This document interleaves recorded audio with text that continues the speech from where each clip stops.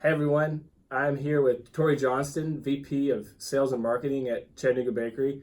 We are really excited to be here to learn more about the bakery, what they've got going on, some of the history, and we've got a great person here to tell us more about that. So, Tory, tell us a little bit about the history of the bakery, and we'll kind of get into what's been going on here lately. So Good. Thanks for having me. Yeah. Happy to talk about Moonpie, and we are always happy to be doing business. What have we been doing business with you? 50 years? 40 years? I think so. Yeah. Yeah. A long time. And, family owned and operated company, and we highly value that in y'all. So that's great. Oh, yeah. All right. So the bakery, 1902 02. is when, so we just passed, well, let me clarify. 1902 was Chattanooga Bakery. And we basically, the Campbell family owned a flour mill, and they basically came up with the bakery as a way to sort of use up excess flour that was left over, right? Turn it into saleable goods versus chunking it. Yes. So the company started, and back then we made like 100 different items, and they were all branded Lookout, like Lookout Mountain. Right. So it was Lookout cookies, Lookout, wafers, Lookout this, Lookout that. Yeah. So 2000 or fast forward to 1917, one of our sales managers was up in the Appalachian area of Kentucky calling on one of the general stores. Sales call didn't go so well. No. He said, your stuff isn't selling, so we need some new ideas. Yeah. The gentleman came out. There were some coal miners sitting outside the general store. They'd just gotten off work. And he was like, guys, need a little market research study here. Yeah. I didn't have such a good sales call. What do you want? We can make anything, right? Yeah. We're a bakery. They said, well, I tell you, whatever you do, you need to make it big because, there's no stores down there in the mine. Right. It needs to fit in this lunchbox, but otherwise it needs to be big. Because they get hungry. They get hungry. They're hard working down there. They can't come up and take a break. No. Man, that would be tough. And he says, and why don't you make it about this big? And as the story goes, the moon was rising. It was, near sunset. So the sun was going down here. The moon was coming up. And he goes, make it about that big. And he framed the moon. It was a full moon. Yeah. So this gentleman comes back to the bakery and he sees some of our workers dipping our graham cookies into marshmallow that they had just put on the windowsill to let it warm up. So he dipped it in. He was like, that kind of looks like the moon. And that's big and round. And literally, it's just a serendipity story. So the Moonpie was born out of that conversation. Wow.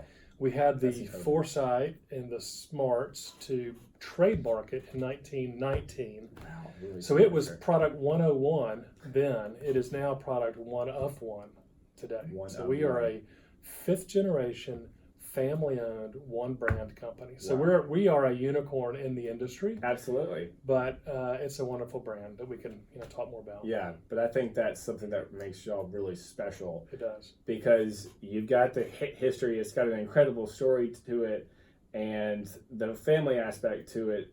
Just that alone, I think, has carried so much weight in y'all's industry and in the city too. Yeah. It is such a well-respected company and family, and coming from a family business. Family business are just run a little bit different, and we can definitely appreciate that.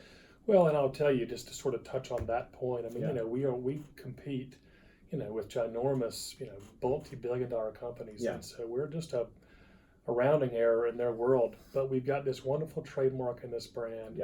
And we like to think that the way we run the company and the way we sort of interface with the marketplace, everybody from Walmart down to the local store, is we want to be intentional. We want to do things with values in mind. We have core values for this company that we hire by, we terminate by, we try to live by. And the number one one is, do you live by the golden rule? We want to be a company that's easy to do business with. We're gonna mess up, but we have a family behind us, and it's their money we're being good stewards of. It's their commitment to doing new things that we want to sort of go and try to maximize and whatnot. So it does, I think, set us apart. Sometimes it's a nice little tiebreaker, honestly. Yeah, when we goof up, which we do. I think people lean into the fact that we're family owned a little bit, and it's not just our 10th brand, and they know it matters, and we take it very personally. Right, and they can probably relate to y'all more. Yeah.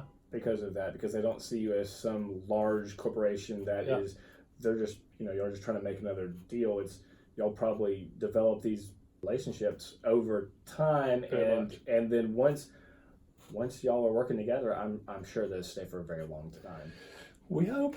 We like to think they certainly, we don't over market that, but it's really part of our DNA, and we want that to come across in how we do business. Right. So what other advantages do you think being a 5th generation family business has brought to y'all?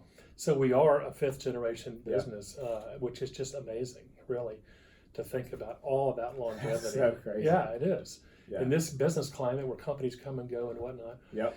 I think for the right employees, it's a great fit. Mm-hmm. It is a wonderful place to work. We're not driven by and sort of knee-jerking about quarterly earnings and that sort of stuff. We can take the long view. Right. Perfect example, we've just made a once-in-a-generation reinvestment in our plant, modernized it, brought it up to very high standards, increased our capacity because we're blessed to be growing. But that's going to take some time to sort of get digested and paid off and all that, and that's just a wonderful sort of thing we can do with our ownership being committed for the long haul. Work culture, work-life balance, I think that's a real plus for a family-owned business. It certainly is for this one. But you're certainly, like any family-owned business, you're going to be resource constrained to an extent relative to the gigantic company. You got to pick your spots and pick your battles. Mm-hmm.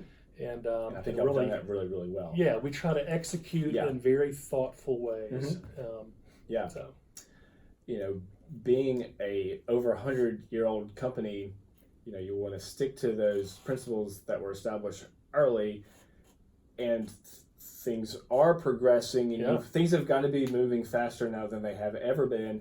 How do y'all keep up with the times? Good question. Again, I think we picked the right opportunities. So perfect example is we have, up until 3 years ago, 2.5 years ago, we were doing social media pretty average. Mm-hmm. Doing it like most companies do it. When something comes up. And it was just basically a thinly veiled advertisement or a boring post. It's National Take Your Dog to Work Day, and dogs love moon pies. Stuff. Yeah. So just do something. Yeah, and so we basically sort of revisited who we were as a brand and said, this isn't working. It's not really resonating. I mean, we were getting our normal likes and shares and engagement, but it wasn't breakout for us. So we said, what? Let's put a voice to Moonpie that is very authentic, and basically said, we have this brand that's got all this goodwill and all this personality. What would Moonpie act like, and how would they talk on social media? Right. Or at a cocktail party. Yeah. And what's that personality look like? So we soul searched and said, again, because we got one brand, right? We're going to entrust this to this incredible agency up in Knoxville who does social super well. Mm-hmm. And we had been discussing some other things with them, and they really were wanting to get involved with our brand. So we basically sort of kind of let it go, right? Yeah, and entrusted it to them. And so that's an example. And it has really been a home run, right? Honestly, yeah. And that's hard when you've been controlled. You've controlled everything for so long because that's your image, that's your brand, and you're letting them kind of run that. Yeah, we knew we had to be good on social media. Yeah, and we weren't. And so we wanted to go and sort of give it to some people who we knew had track records doing it well. So that, the initial discussion or the initial conversation and decision was ours. Do we want to do it? And then they've run with it and done a great job. Yeah, so that's you've entrusted them with a lot. When did y'all start that? 2.5 years ago. Okay, yeah. Actually, we started it in mid 2017, and this is crazy. And it's almost like, really.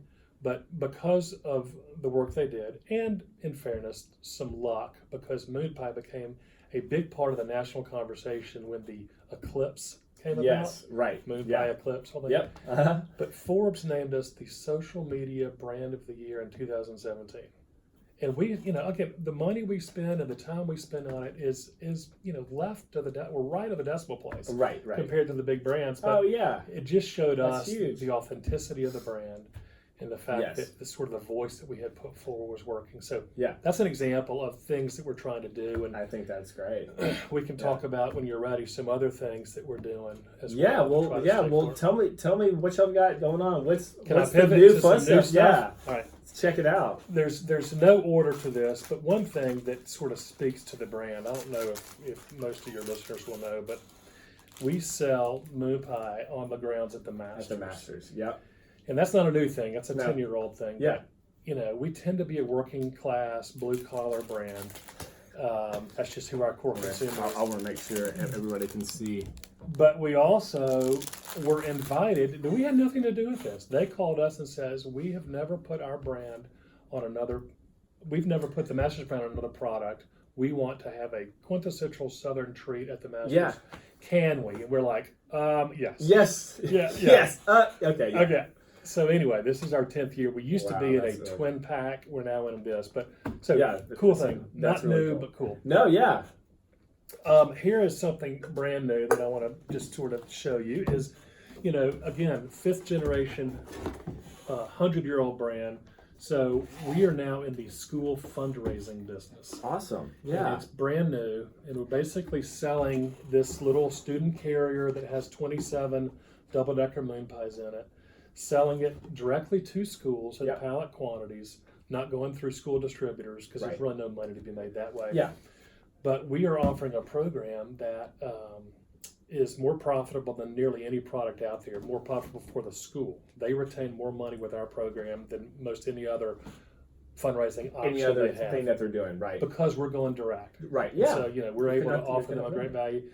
It's $1 per Moonpie, or inside here are 3 cartons, so you can do $9 a carton or $27 for the whole thing. Yeah. And we're getting a lot of interest in this because, and for us, it's very strategic again because how do we get your generation, the next generation, engaging with our brand? Exactly. So elementary schools, this is a great way to do it, and while helping out the school system. That's right. So that's a win for us. Really cool.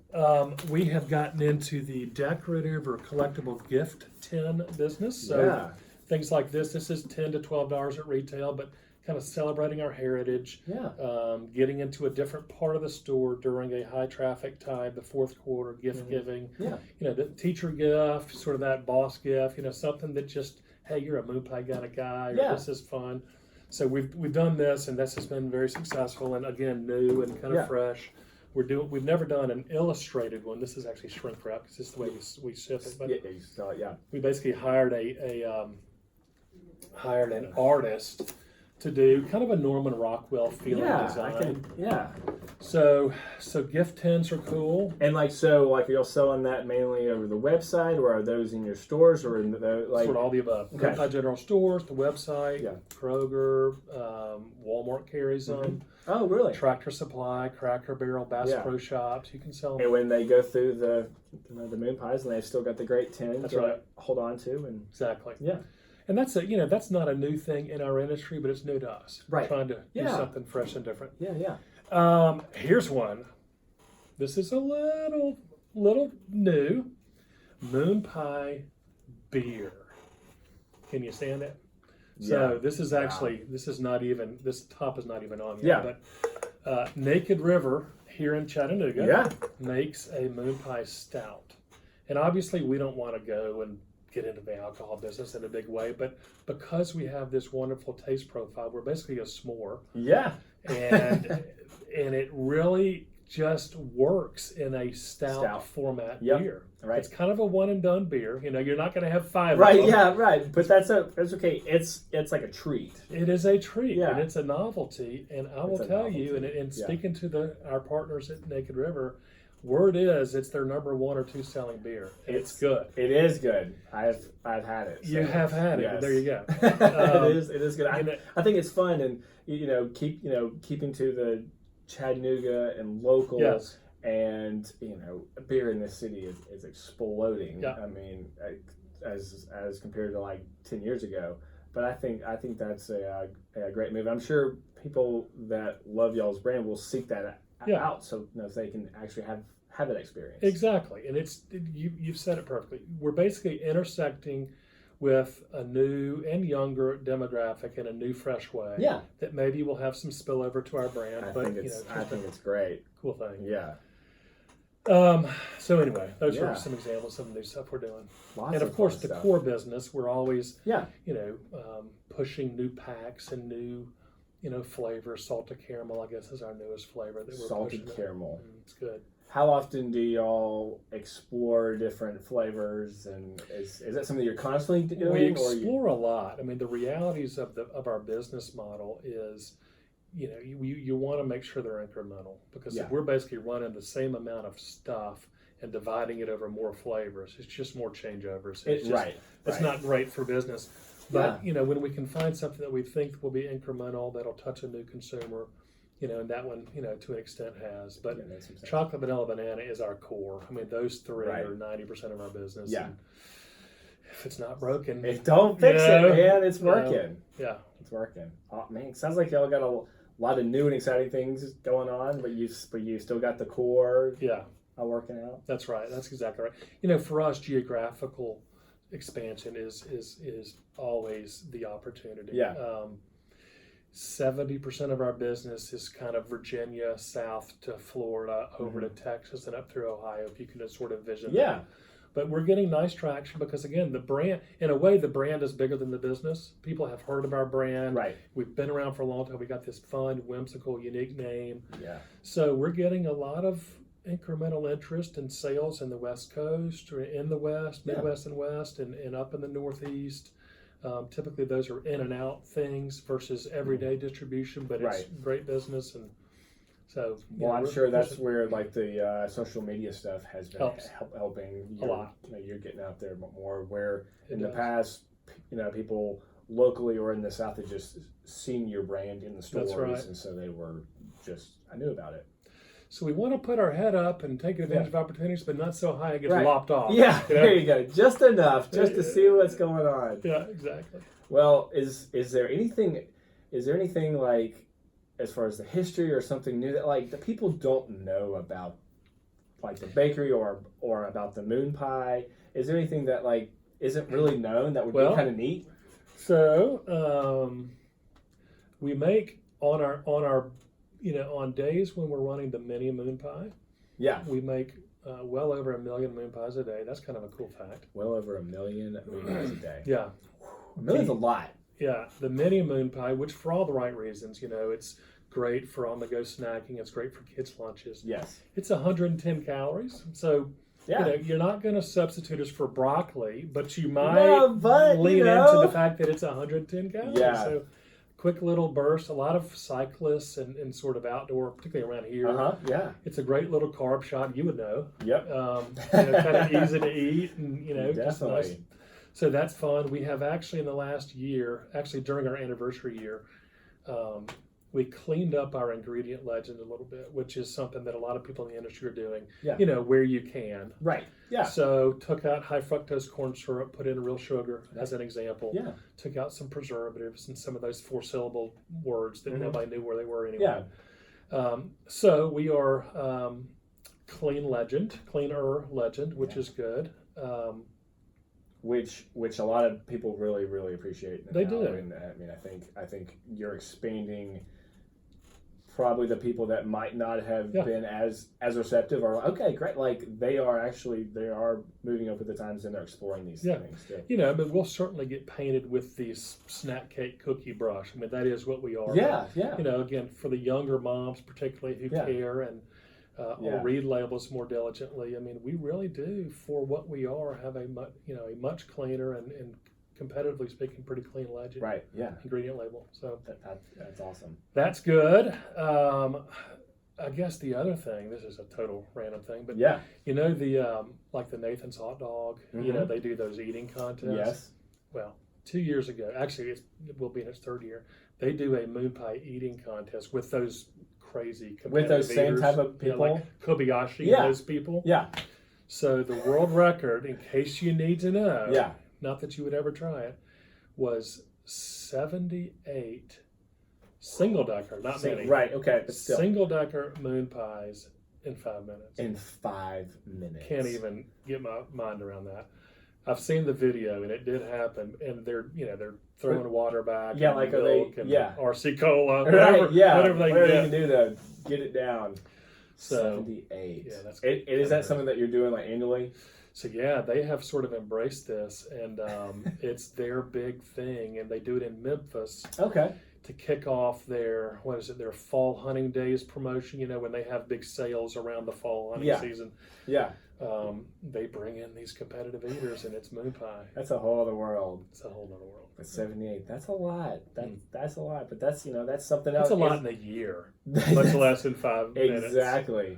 Exactly. Yeah. That's really, really cool. I didn't know that. Yeah. Yeah. So now you know. No. But don't try that at home. No, I'm good. I'll stick to my 1, Yeah. 2. Yeah. So, well, is there anything else that you'd like to add or say that we might not have touched I don't on? think so. We just appreciate you guys, honestly. You know, Thank you. Chattanooga has been so good to this company. A lot of our packaging suppliers are here. Yeah. Some of our raw material suppliers are within an hour radius. And, you know, we certainly don't pick them because of that, but it's such a benefit. And Chattanooga, with all it's got going, is a great place for our employees to be. And It's great. it makes it easier now to recruit good talent because Absolutely. Chattanooga has a story. Mhm.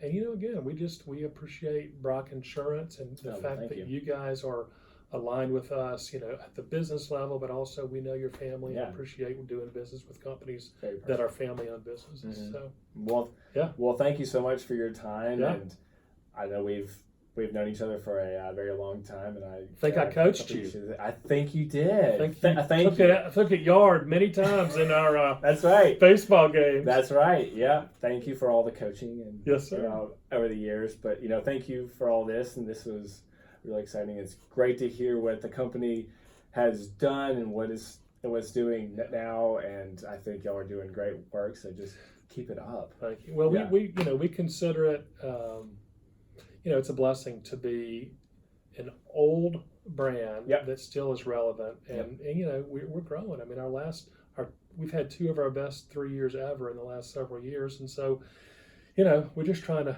We often say we try to stay out of the way of this brand. Yeah. And do the right things, Yeah. but it's just got a lure and a love that we just want to cultivate and move does. along. Yeah. Not mess up. Right. Yeah. Just kind of let it just keep on running. You just kind of like make sure it Yeah. staying on course and stuff. Yeah. I totally agree. We're very similar in that way. Just as long as we're not messing up too, we try not to mess up, but of course things happen. So, but yeah. So well, it's been Tory, fun. thank you so much. Thank you. Thanks. Appreciate it. Yeah.